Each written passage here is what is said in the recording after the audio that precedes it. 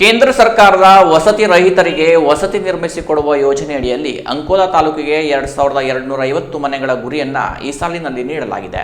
ಆದರೆ ಕೆಲವು ತೊಡಕುಗಳಿದ್ದು ಯೋಜನೆಯನ್ನ ಸರಳೀಕರಣ ಮಾಡಿದರೆ ಮಾತ್ರ ಎಲ್ಲ ವಸತಿ ರಹಿತರಿಗೂ ಕನಸು ನನಸಾಗಲಿದೆ ಎಂದು ಅಂಕೋಲಾ ತಾಲೂಕಿನ ಗ್ರಾಪಂ ಒಕ್ಕೂಟಗಳ ಪ್ರಮುಖ ಬಾಲಚಂದ್ರ ಶೆಟ್ಟಿ ತಿಳಿಸಿದರು. ಕಾರವಾರದಲ್ಲಿ ನಡೆದ ಮಾಧ್ಯಮ ಗೋಷ್ಠಿಯಲ್ಲಿ ಅವರು ಮಾತನಾಡಿದರು. ಪಂಚಾಯತ್ ಮಟ್ಟದಲ್ಲಿ ಕೆಲವರಿಗೆ ಭೂಮಿ ಇಲ್ಲದೆ ಅತಿಕ್ರಮಣ ಸ್ಥಳ ಖಾಲಿ ಭೂಮಿಯನ್ನ ಖರೀದಿಸಿದ್ದು, ಕೆಲವು ಪಟ್ಟಾ ಭೂಮಿಗಳು 2018ರ ನಂತರ ಭೂಮಿ ಖರೀದಿ ಮಾಡಿದ್ದಾರೆ. ಇಂತಹ ಯಾವುದೇ ಫಲಾನುಭವಿಗಳಿಗೆ ಯೋಜನೆಯ ನಿಯಮಾವಳಿಗಳ ಪ್ರಕಾರ ಮನೆಯನ್ನ ನೀಡಲು ಸಾಧ್ಯವಾಗುತ್ತಿಲ್ಲ. ಅರಣ್ಯ ಅತಿಕ್ರಮಣದ ಯೋಜನೆಯಡಿ ಈಗಾಗಲೇ ತೆರಿಗೆಯನ್ನ ಹೊಂದಿದ್ದವರಿಗೆ ನೀಡುವಂತಾಗಬೇಕು ಮತ್ತು ಪಂಚಾಯತ್ ಮಟ್ಟದಲ್ಲಿ ಸಾಮೂಹಿಕ ಆಸ್ತಿಯನ್ನ ಹೊಂದಿದವರ ಸಂಖ್ಯೆ ಹೆಚ್ಚಾಗಿದ್ದು, ಸರಿಯಾದ ಜಾಗದ ಖಾತೆಯನ್ನ ಹೊಂದಿದವರು ಕಡಿಮೆ ಇರುತ್ತಾರೆ. ಇದರಿಂದ ಮನೆ ಅವಶ್ಯಕತೆ ಇದ್ದರೂ ಮನೆ ನೀಡದಂತೆ ಪರಿಸ್ಥಿತಿ ನಿರ್ಮಾಣವಾಗಿದೆ. ಆದ್ದರಿಂದ ಬಸವ ವಸತಿ ಯೋಜನೆಯ ನಿಯಮಾವಳಿಯಂತೆ ಆದಷ್ಟು ಈ ಕುರಿತು ಸರಳೀಕರಣ ಮಾಡಿಕೊಡಬೇಕು ಎಂದರು. ಅಂಕೋಲಾ ತಾಲೂಕಿನ 2 ಹೊಸ ಗ್ರಾಮ ಪಂಚಾಯತ್ಗಳಾದ ವಾಸರಕುದ್ರಗಿ ಮತ್ತು ಹೊನ್ನೆಬೈಲ್ಗೆ 10 ವರ್ಷ ಕಳೆದರೂ ತಂತ್ರಾಂಶದಲ್ಲಿ ಇನ್ನೂ ಸರಿಪಡಿಸದ ಕಾರಣ ಗುರಿಯು ಬಂದಿರುವುದಿಲ್ಲ. ಇದರಿಂದ ಈ 2 ಪಂಚಾಯತದ ಜನರಿಗೆ ಮನೆ ಸಿಗದಂತ ಪರಿಸ್ಥಿತಿ ನಿರ್ಮಾಣವಾಗಿದೆ. ಈ ಸಮಸ್ಯೆಗಳನ್ನು ಬಗೆಹರಿಸಿ ಗುರಿಗೆ ಅನುಗುಣವಾಗಿ ಪಂಚಾಯತ್ ಮಟ್ಟದಲ್ಲಿ ಮನೆಗಳನ್ನ ಆಯ್ಕೆ ಮಾಡಿಕೊಡಲು ಆಗುವಂತಾಗಬೇಕು ಎಂದರು. ಈ ವಸತಿ ಮನೆ ಕೇಂದ್ರ ಸರ್ಕಾರದ್ದು 50 ಮನೆಗಳು ಇವತ್ತು ಉತ್ತರ ಕನ್ನಡ ಬಂದಿದೆ. ಅಂಕೋಲಾ ತಾಲೂಕಿಗೆ ಸುಮಾರು 2250 ಅಂಕೋಲಾ ತಾಲೂಕಿನ 19 ಪಂಚಾಯತ್ ಬಂದಿದೆ. ಅಲ್ಲಿ 2 ಪಂಚಾಯತ್, ಒಂದು ಮೊದಲೇ 2 ಪಂಚಾಯತ್, ಒಂದು ಹೊಸೂರು ಪಂಚಾಯತ್, ಇನ್ನೊಂದು ಹೊಸ ಪಂಚಾಯತ್ ವಾಸಗುದ್ರಿ ಪಂಚಾಯತ್, ಇನ್ನೊಂದು ಬೆಳಂಬರ ಪಂಚಾಯತ್ ಕೂಡಿರತಕ್ಕಂಥ ಬೆಳಂಬರ ಪಂಚಾಯತ್ವನ್ನ ಪ್ರತ್ಯೇಕಿಸಿ ಇನ್ನೊಂದು ಅಂದರೆ ರಾಜ್ಯದಲ್ಲಿ 400 ಪಂಚಾಯತ್ ಹೆಚ್ಚು ಮಾಡ್ತಕ್ಕಂಥ ಹೊನ್ನೆಬೈಲ್ ಪಂಚಾಯತ್. ಆ 2 ಪಂಚಾಯತ್ಗೆ ಇದರಲ್ಲಿ ಮನೆಗಳು ಬರಲಿಲ್ಲ. ನಮ್ಮ ಅಂಕೋಲಾ ತಾಲೂಕಿನ 2 ಪಂಚಾಯತ್ ಹೊನ್ನೆಬೈಲ್ ಮತ್ತು ವಾಸಗುದ್ರಿ ಪಂಚಾಯತ್ಗೆ 0 ಮನೆಗಳ ಇವತ್ತು ಬಂದಿರುವಂಥದ್ದು 0. ಉಳಿದ ಎಲ್ಲ ಇದಕ್ಕೆ ಸುಮಾರು ಈಗ ನನ್ನ ಅಚ್ಚುವೆ ಪಂಚಾಯತ್ ಅಧ್ಯಕ್ಷ ನಾನು. ಅಚ್ಚುವೆ ಪಂಚಾಯತ್ ಸುಮಾರು 85 ಮನೆ ಬಂದಿದೆ.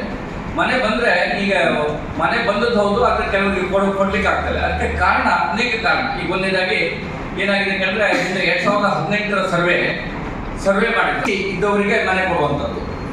ಮೂರನೇದಾಗಿ ಏನಾಗಿದೆ ಕೇಳಿದ್ರೆ, ಈಗ RTC ಭಾಳ ಜನ ಕಡಿಮೆ ಹಿಂದಿನಿಂದ ಈ ಅರಣ್ಯ ಅತಿಕ್ರಮಣ ಅಥವಾ ಅವ್ರ ಜಮೀನಿಲ್ಲಿ ಅವ್ರ ಮನೆ ನಂಬರ್ ಆಧಾರದ ಮೇಲೆ ಹಿಂದೆಲ್ಲ ರಾಜ್ಯ ಸರ್ಕಾರದ ಕೆಲವೊಂದು ಮನೆಗಳನ್ನು ಕೊಟ್ಟಿದ್ರು.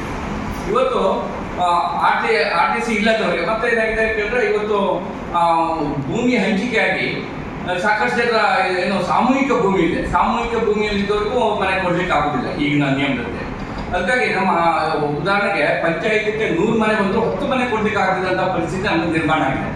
ಇದರಲ್ಲಿ 2018ರ ಸರ್ವೆ ಆದಮೇಲೆ ಮತ್ತೇನು ನಾವು ಸರ್ವೆ ಮಾಡಿದ್ವಿ. ಈಗ ಪಂಚಾಯತ್ಗೆ ಈಗ ನಾವು 1 ವರ್ಷದಲ್ಲಿ ಸರ್ವೆ ಮಾಡಿದಂಥ ಇವರಿಗೆ ಮನೆ ಫಲಾನುಭವಿಗಳಿಗೆ ಕೊಡಬೇಕನ್ನೋಂಥ ಒಂದು ಅವಕಾಶ ಆಗಬೇಕು. ಯಾಕಂದರೆ ಇವತ್ತು ಮೊಬೈಲ್ ಎಲ್ಲ ಸಿಸ್ಟಮ್ಗಳು ಏನಂದರೆ ತಾಂತ್ರಿಕ ವ್ಯವಸ್ಥೆಯಲ್ಲಿ ಅದು ಆಗ್ತಾ ಇದೆ.